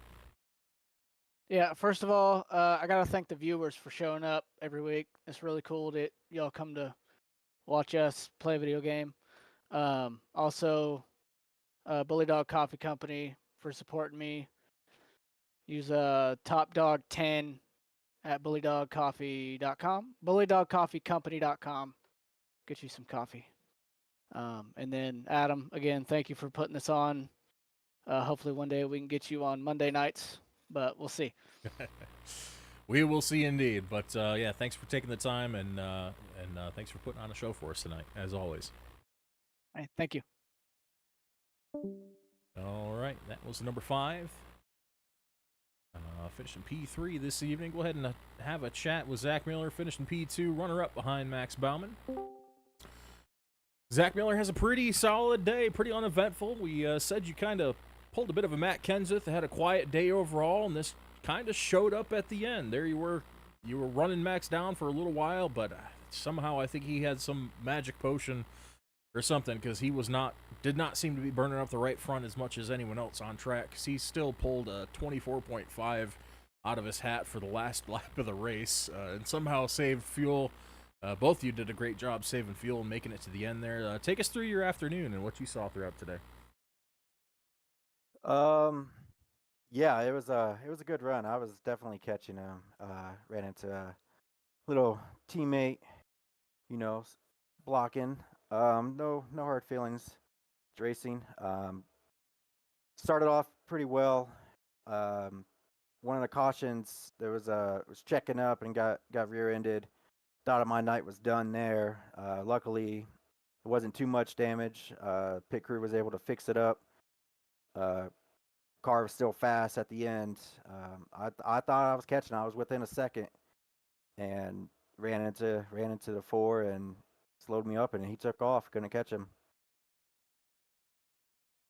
Yeah, congrats on. I mean, P2 is still a solid day. We've seen like pretty increasingly good results, and you've been climbing your way back up the standings here.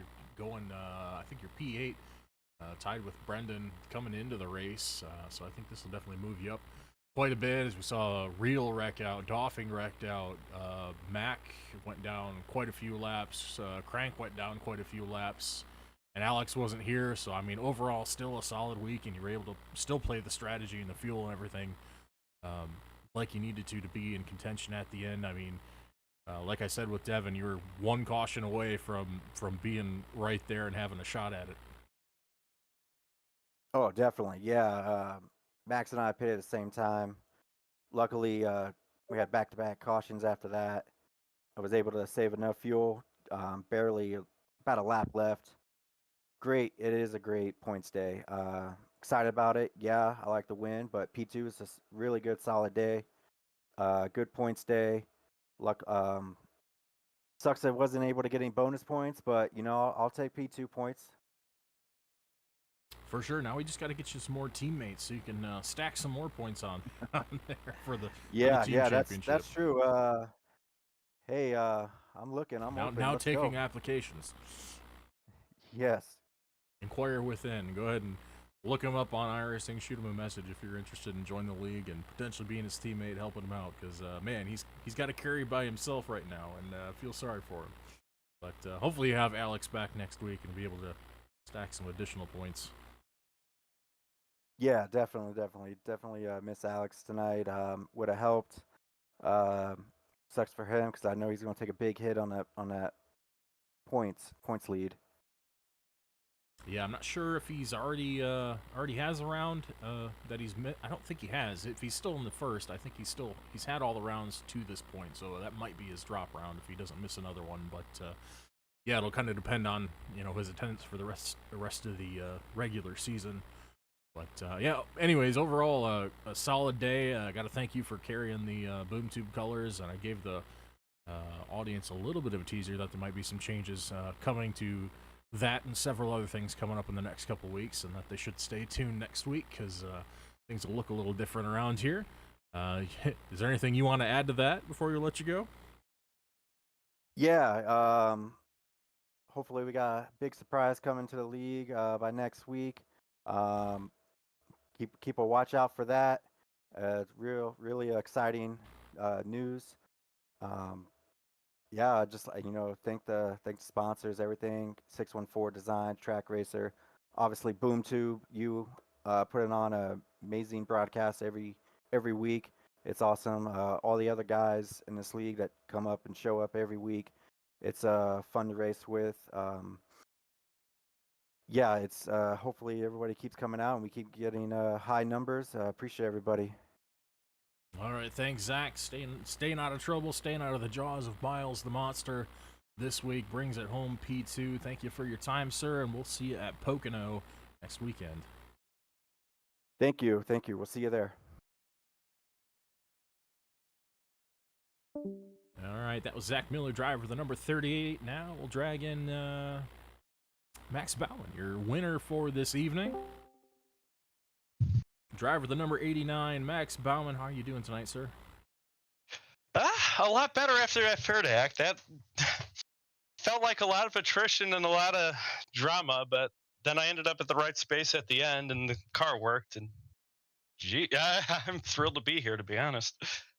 Yes, some problems take care of themselves. I saw you having to contend with Kenny for quite a few restarts there. Just couldn't quite get the same jump on the restart, and got alongside one time, and it wasn't quite enough. But you capitalized when you need to and kept yourself right there in position. And it seems like you made that right front survive pretty much better than anyone out there. I see you still pulled off a 24.5 when everyone else is running 25s on the last lap. So yeah, was there any method to your tire magic there, or was it just something you kind of you felt out throughout the race?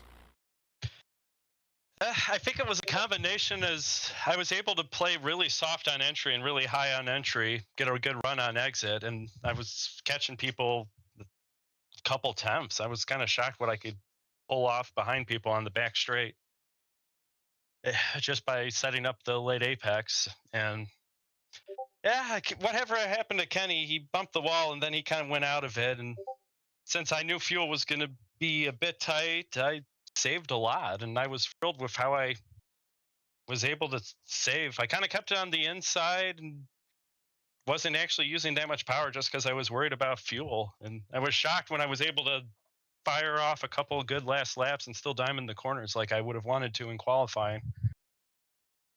Yeah, I mean, you still look like you're running qualifying laps at the end. So, I mean, yeah, whatever line you figured out, the entry and all that, you put it together to perfection at the end, and got a great result for the team. I think this will probably be the best result for THR so far this season, because I believe Andy scored P4, so that's going to be pretty high marks for the both of you, pending any post-race review. But I don't think there was too many problems this week as far as penalties and such. So we just got to get you stay in the right spot on pit lane, because I mean, not that it mattered this week. You had to start in the rear after that penalty, but you still worked your way up through traffic and managed to do so cleanly. I think you're probably the only car out there that doesn't have a dent on it. So congrats on keeping it out of harm's way all night.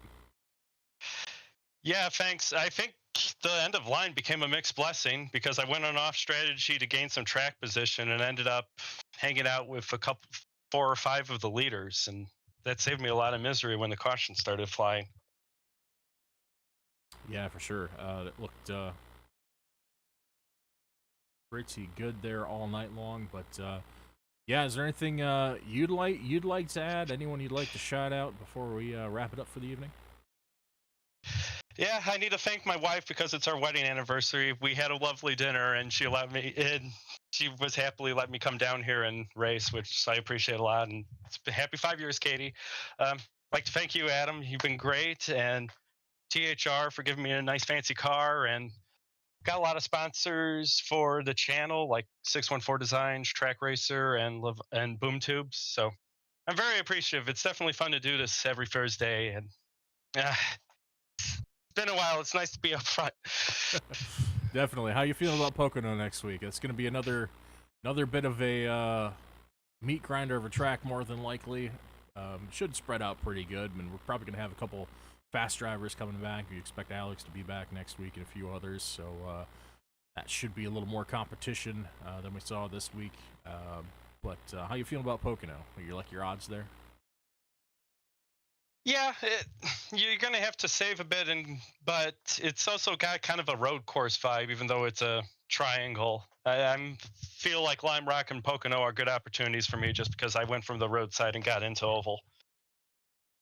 Yeah, for sure, as we've seen for pretty much everyone on this THR squad. So for them to put together this kind of success is pretty neat to see, and see the evolution of the drivers throughout. So just congrats to yourself. Congrats to THR in general. I'm a little bit biased on that front, being part of that team. So, and kind of heading up the iRacing side of things, but glad to have you guys racing alongside me and here to hang out and stuff. So thanks for joining us. Congrats again on winning the Monster Mile this evening, and we'll look forward to seeing you next week.